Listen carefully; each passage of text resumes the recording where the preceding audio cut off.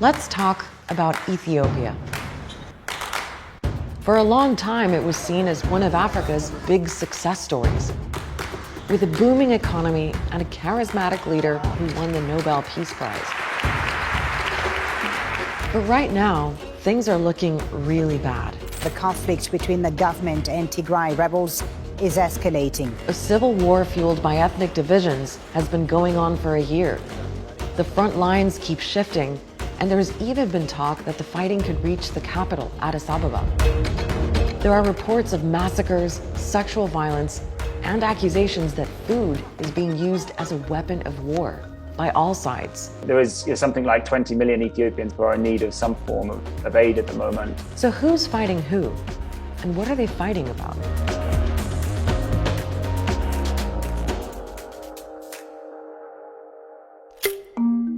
Let's start with the big picture. Ethiopia is about the size of France and Spain combined. It has the second biggest population in Africa, with lots of different ethnic groups. There's a federal government based in Addis Ababa, led by Prime Minister Abiy Ahmed. And there are 11 regions. They're mostly divided according to different ethnic groups, and each region has its own government. Tigray, way up north, is where most of the fighting has been happening over the past year. It's led by the Tigray People's Liberation Front, the TPLF. Now, all this started because of a power struggle between the TPLF and the federal government. But it's gone way beyond that now. The TPLF has been working to destabilize the country, committing many acts that threaten the unity of the people and the sovereignty and existence of the country. He's been doing everything in his power to make sure that the people of Tigray continue to find themselves at the receiving end of his genocidal campaign. Now we've moved into a phase where both sides believe that they are fighting an existential struggle for their survival. What you have to understand is the TPLF used to run things. They dominated Ethiopia's national politics for nearly 30 years as the main party in a coalition government, although Tigrayans only make up 6% of the population. It was a time of huge economic growth, but the TPLF were also accused of being autocratic and corrupt.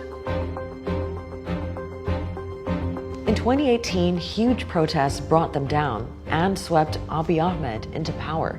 And right after he was elected, he made some big changes. He freed thousands of political prisoners who'd been thrown in jail by the previous government, and surprised everyone with a peace deal with Eritrea. That's what he got his Nobel Peace Prize for.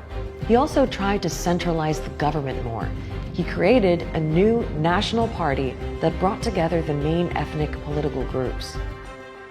But the TPLF refused to take part, and they were suspicious of Abiy's big plans to open up politics and the economy. There was a sense he was trying to boost the power of the government in Addis Ababa at the expense of the regions. The TPLF believed that Abiy Ahmed was consolidating his power by completely undermining their legacy. So you had all this political jockeying, and then in 2020, there were supposed to be federal and regional elections, but the government delayed them, saying it was because of COVID. That didn't go down well with the TPLF. They went ahead and ran their election in defiance of federal authority, and this led to a process where the federal government said that Tigray's government was not legal and constitutional, and Tigray's government made the same accusation against the federal government. And that's when the fighting started. Forces loyal to the TPLF attacked a government military base in Tigray. Then Abiy sent in troops.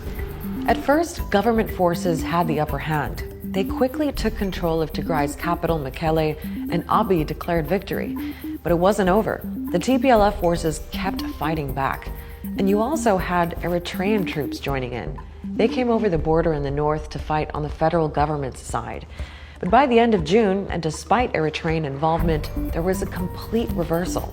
The TPLF were back in control of Mekelle and most of Tigray, and they didn't stop there. They pushed into the neighboring regions of Amhara and Afar. Then there was another big development, this time in the Oromia region, where there's an armed group called the Oromo Liberation Army, the OLA. They have their own issues with Abiy. They decided to ally themselves with the TPLF, which means now you've got a kind of opposition alliance that wants to defeat Abiy. Several groups from other regions say they've joined too. The OLA are fighting from the south and the Tigrayans from the north, and they both say they're determined to push towards the capital. Now, when the TPLF forces took control of 2 strategic towns in late October, that threat suddenly looked pretty serious. But by early December, the government said its forces had recaptured those towns, so the military balance seems to be shifting again. It seems to be a pretty fluid situation. There's huge amounts of mobilization on the federal side, including the Prime Minister going to the battlefield himself. So that's how the fighting has played out so far. But what about the civilians? Well, it's been devastating and brutal. All sides involved have been accused of atrocities. Airports have been attacked, schools, hospitals, churches, mosques, in addition to unlawful killings, execution, torture, and the huge number of sexual and gender-based violence. More than 2 million people have been forced to leave their homes to escape the fighting. There are estimates that hundreds are dying every day in Tigray because there isn't enough food. And the UN says millions are at risk of starvation. This boy is a victim of what the UN says is the world's worst hunger crisis. Only a trickle of food has been getting through, nowhere near what's needed. Both the government and TPLF forces are accused of restricting aid deliveries into areas they control. There have also been reports of horrific massacres, like in Aksum, a town in Tigray, where Eritrean forces killed hundreds of people, according to Amnesty International. And in Mai Kadra, another town in Tigray, where up to 600 civilians were reportedly killed. ሚሊሻና ፖሊስ አባጎናቸዋለሁ ወያለ ሲቪሉ ደግሞ አለ ሲቪሉ እነሱ መሳሪያ ስለያዝላቸው መንገድናቸው ከሆነ በመሳሪያ ይመቱናል።